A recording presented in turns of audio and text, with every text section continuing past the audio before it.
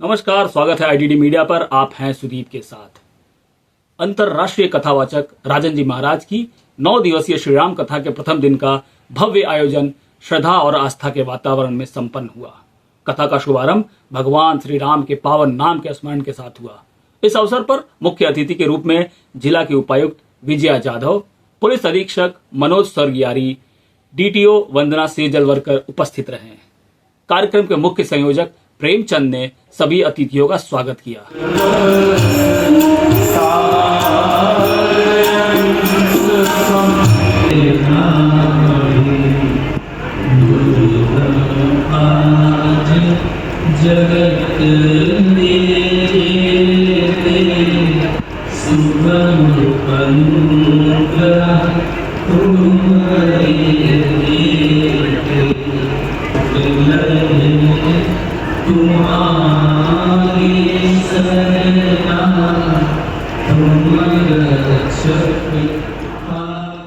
राजन जी महाराज ने कथा की शुरुआत करते हुए कहा कि रामचरितमानस का श्रवण व्यक्ति के जीवन में काम, मद और दंभ को समाप्त करता है, उसे सन्मार्ग पर चलने की प्रेरणा देता है।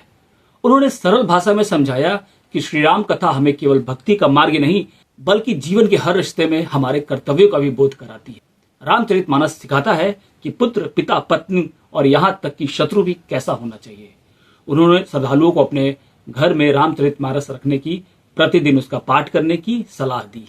विशेष रूप से बच्चों को इससे जोड़ने की प्रेरणा दी। गोस्वामी तुलसीदास जी से बोल करके इस ग्रंथ को अवधि में लिखवाया और गोस्वामी जी इस बात को स्वीकार करते हैं कि मैंने लिखा नहीं है, मुझसे लिखवाया गया है। शंभु प्रसाद सुमति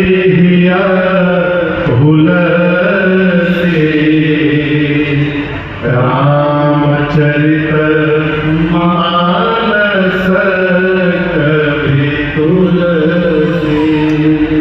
गोस्वामी जी कहते हैं कि भगवान शंकर के आशीर्वाद से, उनकी प्रेरणा से मैं इस ग्रंथ को लिखने जा रहा हूं। वस्तुतः रामायण की रचना गोस्वामी तुलसीदास जी ने नहीं की है, किसने की है? बाबा कहते हैं रचि महेश निज मानस रचि महेश निज मानस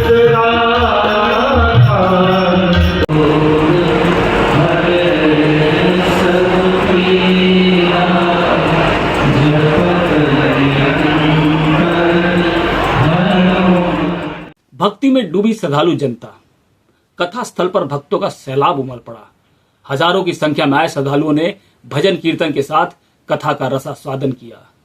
भक्तिपूर्ण वातावरण में श्रद्धालु श्री राम के चरित्र से प्रेरणा लेकर भक्ति में लीन नजर आए।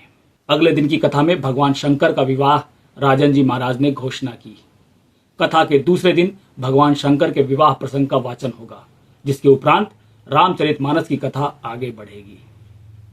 केवट मगन खड़े जाना था गंगा पार चलू, केवट के नाम खड़े आए।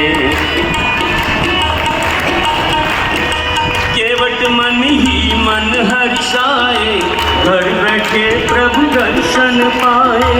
केवट मन ही मन हर्षाए, घर बैठे प्रभु दर्शन छोड़ प्रभु बन को धारे।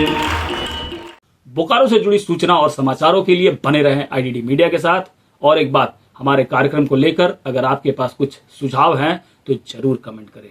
आप अपने सुझाव हमें हमारे ईमेल आईडी iddnews24/7@gmail.com पर भी भेज सकते हैं। नमस्कार।